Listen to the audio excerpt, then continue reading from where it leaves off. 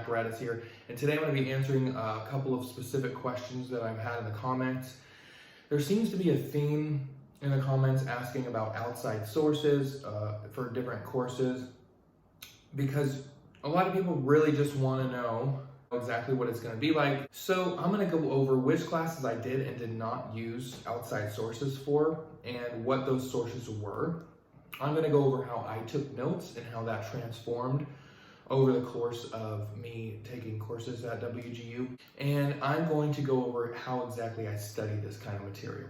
So I am going to jump right into it, but first of all, I'm really sorry about the kind of echo that's coming back from the microphone, and I do have soundproof panels on the way. So right off the bat, which classes I did and did not use outside sources for.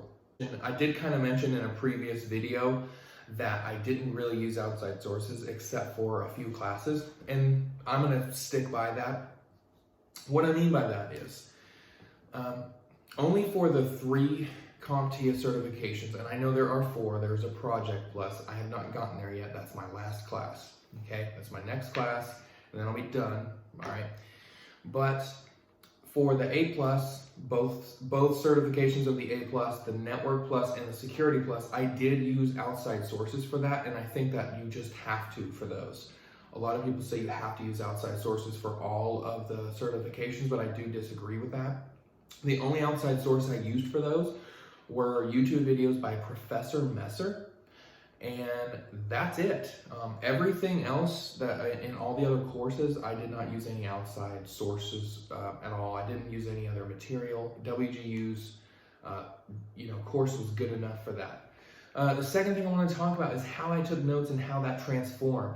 Now, when I started WGU, I used to have to be the person to handwrite all of my notes out. I found myself, me personally, I don't have good handwriting. So when I went back and looked on it, I had to kind of think about exactly what I wrote and what I meant by what I wrote. A lot of it was shorthand because you just don't have a lot of time. WGU is all about how you spend your time. It's something that you can't get back. Your number one asset that you have is time. It should be experimented with to see exactly how much time you can get. And for the first 2/3 of my program, I hand wrote all my notes. And what I found was, especially for an A+ certification or a Network Plus certification, of course I went back and kind of looked through things, but it was a skimming through of things, right? And I couldn't understand almost half of it. Another thing is there were 80 to 100 pages of notes from each one of these classes, and they were thrown away after I got my certification. Maybe that's not you, but you're not going to go back and look. If you need to brush up on things, you're going to go back into your U-certified courses, and that's where you're going to look to brush up on things, because those are yours for the rest of your life. You have a U-certified login. Not going to get into that, but just keep in mind, you'll have access to all of your ebooks forever after you finish the material. So I needed to get over the handwriting the notes thing. What I started to do is to type your notes in Microsoft Word. I didn't spend too much time on formatting, punctuation, grammar. In order to do this properly, I highly suggest that you invest in a second monitor. The one I have is basically a TV here that you see. Just hook it up HDMI, plug it in. The third thing I want to go over, how did I study? And we all have our own learning mechanism. It is a proven fact. If you read something, you retain a certain percentage. If you write something, you retain more. If you teach something, you retain up to 70% more information. This is a weird study method, and this is something I only do when I'm at home alone. And maybe this might make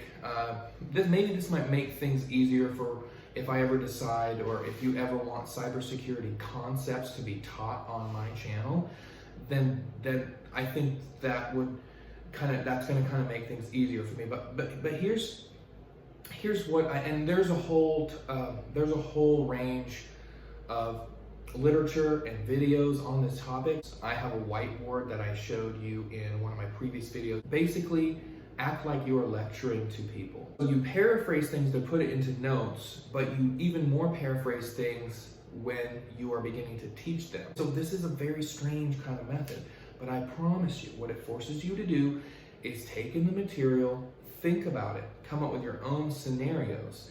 And when you start doing these things and start asking your own questions in your own way, and you'll come up with your own examples, and you just think about things on a deeper level. You will understand the material, and you will understand it deeper than you ever would have if you would have just read through your notes. Now, I have a couple of bonus tips. So in a lot of these courses, there are videos, okay?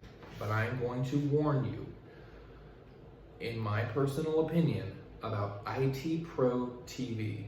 They're talking a little bit too much about other things, and I'm trying to get specific information. I'm trying to write notes, and I don't necessarily want to sit for over an hour on a not so big topic. Some of these things they're a minimum of a half hour long, and it's about one concept, okay? They do a lot of this chatter business, and because they have a deep understanding of what they're talking about, and they're trying to relay that to you with real world examples. But WGU is all about time. If you have the time to spend going over your notes, and then you're gonna sit and watch 4 hours worth of video, that's gonna, basically there might be one or two things that is mentioned in the video that's not in the notes. Now, here's what I say.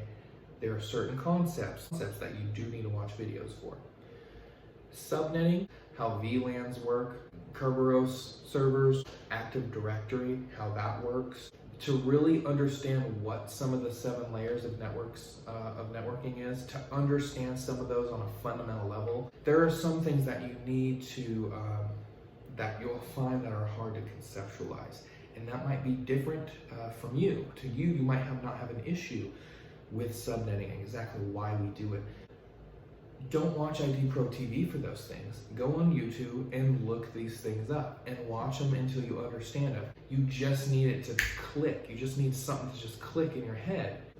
So like I said, the next video, I will have soundproof paneling somewhere. I'll figure out how and where to put those because the echo is driving me crazy. I'm sure it's driving you crazy. My next video is going to go ahead and be on my second term and kind of what I did. Please like and subscribe, put your notifications on. I will answer, I answer comments all of the time. So there's gonna be some links in the description of this video. Thank you so much for listening to this. I hope this helped. If it didn't, if it did, whatever, go ahead and leave a comment. And thanks so much.